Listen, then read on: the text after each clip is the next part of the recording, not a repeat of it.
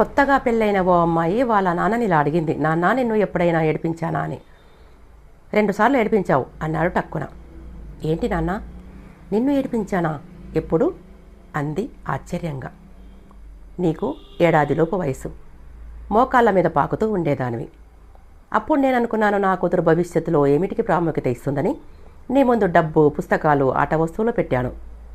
డబ్బు పట్టుకుంటే డబ్బుకే ప్రాముఖ్యత ఇస్తావని, పుస్తకాలు పట్టుకుంటే చదువులో రాణిస్తావని, ఆట వస్తువులు పట్టుకుంటే గెలుపు నీదవుతుందని, ఆనందంగా జీవిస్తావని.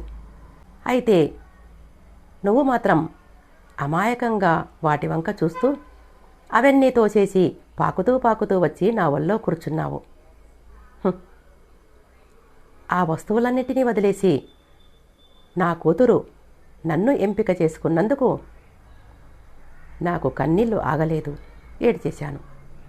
ఆ తర్వాత పెళ్ళై అత్తవారింటికి వెళ్ళేటప్పుడు ఏడ్చాను అన్నాడు.